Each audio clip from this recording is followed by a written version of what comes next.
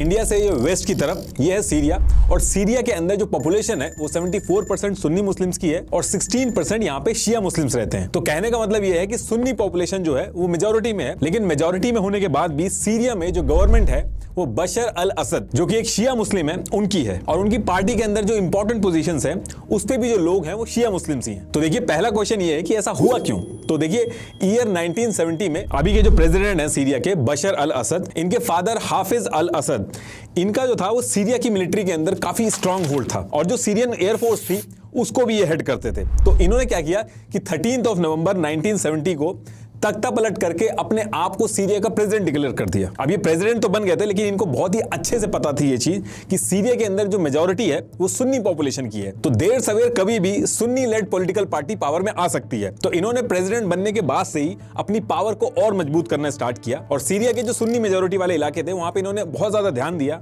अपनी intelligence agencies भी लगाई ताकि छोटे से छोटा इशू भी हो तो उस पर ध्यान रखा जाए और कोई ऐसा इशू ना खड़ा हो जाए जहां पे सुन्नी लेड जो पॉलिटिकल पार्टीज है वो अपना वर्चस्व बना ले। और अपनी पावर का यूज करके इन्होंने ऐसे रूल्स बनाए जिसमें ऑपोजिशन जो था वो एकदम खत्म हो गया था, कॉन्स्टिट्यूशन को अपने हिसाब से चेंज कर दिया था, सीक्रेट एजेंसीज और मिलिट्री का एक्सटेंसिव यूज किया, मीडिया वगैरह सब कुछ अपने हिसाब से कर लिया और पावर को पूरी तरीके से अपने हाथों में रखा। और सिर्फ इतना ही नहीं, इसके साथ साथ जो शिया पॉपुलेशन थी सीरिया के अंदर उनको फेवर करने के भी एलिगेशंस इनके ऊपर टाइम टू टाइम लगते रहे। अब देखिए इसके बाद ईयर आता है 2000, और इस ईयर में हाफिज अल असद की डेथ हो जाती है, और फिर इनके बाद इनके बेटे जो अभी भी प्रेसिडेंट है सीरिया के,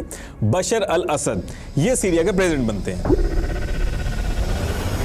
और ये जब प्रेसिडेंट बने तो इनके आने से भी कुछ चेंज नहीं हुआ, इन्होंने अपने फादर की जो पॉलिसीज थी उन्हीं को कंटिन्यू किया। अब देखिए जो तानाशाही चल रही थी जिसको लेके सीरिया के अंदर जो सुन्नी पॉपुलेशन थी उनके मन में थोड़ी सी तो खटास थी, लेकिन इन सब चीजों के बाद भी बशर अल असद को सीरिया को रूल करने में कोई खास दिक्कत नहीं हुई। अब इसके बाद क्या होता है कि ईयर आता है 2006, और 2006 से लेके 2010 तक सीरिया के अंदर कम बारिश होने की वजह से सूखा पड़ जाता है, और तानाशाही से तो लोग ऑलरेडी परेशान ही थे, इसके साथ साथ सीरिया के जो लोग थे उनको इकोनॉमिकली भी दिक्कतें आना शुरू हो गई, लोगों के पास पैसे एकदम कम हो गए, खाने की दिक्कत आने लगी। तो कहने का मतलब यह है कि सीरिया के लोग जो तानाशाही से परेशान थे उसके साथ साथ पैसे और एम्प्लॉयमेंट की कमी से भी परेशान होने लगे। सीरिया के अंदर गरीबी बहुत ज्यादा बढ़ गई थी। अब सीरिया में जब ये सारी चीज चल रही थी तो इसके साथ साथ एक चीज और होती है, सीरिया से लगे हुए जो आसपास के देश थे जहां पे डिक्टेटरशिप थी, जैसे Tunisia, Egypt, Libya, Yemen, Jordan, वहां पे अरब स्प्रिंग चल रही थी। मतलब कि जो डिक्टेटर थे इन कंट्रीज में उनके खिलाफ आम जनता प्रोटेस्ट कर रही थी कि तानाशाही को हटाओ और इलेक्शन करवाओ वहां पे। बेसिकली वो डिक्टेटरशिप की जगह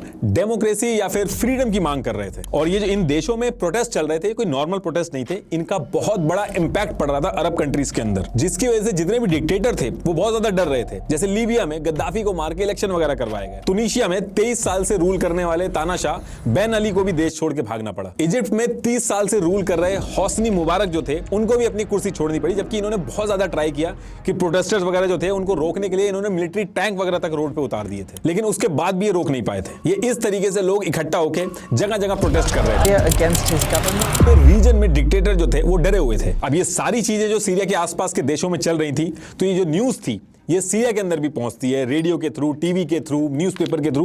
लोगों तक ये बातें पहुंचती हैं। और देखिए इसमें सोशल मीडिया का बहुत इंपॉर्टेंट रोल रहा जो अभी आएगा आगे, लेकिन उससे पहले एक चीज बता दूं आपको कि आज की डेट में सोशल मीडिया हम सबकी जिंदगी का बहुत ही इंपॉर्टेंट पार्ट बन चुका है। इसके फायदे तो हैं ही, लेकिन इसके कुछ ऐसे डिसएडवांटेजेस भी हैं जो प्रोडक्टिविटी को बहुत इंपैक्ट करता है। और